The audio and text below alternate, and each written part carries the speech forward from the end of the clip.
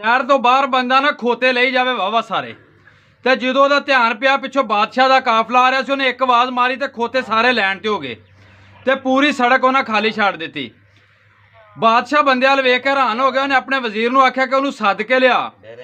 वो बादशाह के कोल आया। बादशाह पूछे की हाल है, पिछों एक आवाज़ मारी तो इन्ने सारे खोते लैन दे विच सीधे हो गए ने।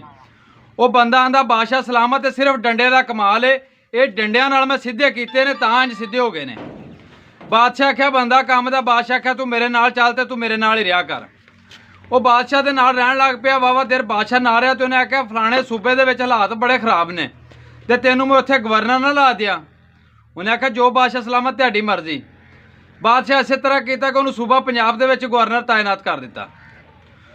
उन्हें एक करप्शन वाला अफसर फड़ लिया। थोड़े दिनों तो बाद फड़ के उन्होंने ढक दिता। जिहड़ा उहदी सिफारिश करने वास्ते आवे, जिहड़ा उन्होंने छडाण वास्ते आवे, उन्होंने भी ढक दवे करे। इस तरह उस गवर्नर ने महीना को लाया। जिहड़ा उहदी सिफारिश करना आवे उन्होंने ढक दे। जो वेख्या हुण बंदे आउणों हट गए ने, बंदा कोई 200-300 इकट्ठा हो गया सी। उन्हें सारे एक लैन च खिलार के सारिਆਂ ਦੇ सिर ਜਿਹੜੇ सनों लाते, कतल कर दिते। उस तो बाद ऐसा सूबे दे विच अमन होया कि किसी तरह की ना कोई करप्शन, ना कोई चोरी चकारी, हर चीज़ बंद हो गई। वो बादशाह का काफ़ी देर बाद जहन च आया कि मैं जावां तो वेख के आवां भी भला हालात किस तरह ने, किस तरह वो बंदा हुकूमत चला रहा। नवा बंदा सी।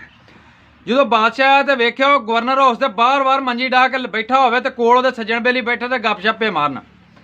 बादशाह आंदा भी की सूरत हाल है, तेरे सूबे की कोई काम नहीं कर रहा, तू कोई अपना शाही काफिला लैके नहीं फिर रहा।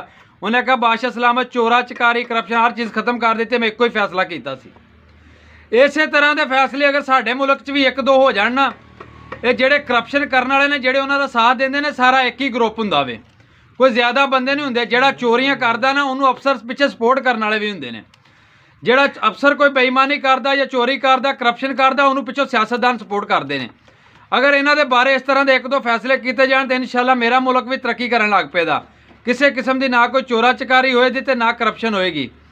इस तरह के कानून बनने चाहिए ने ताकि जिहड़ा मुल्क तरक्की कर सके। तो बाकी मेरी दुआ है, हसदे रहो तो वसदे रहो।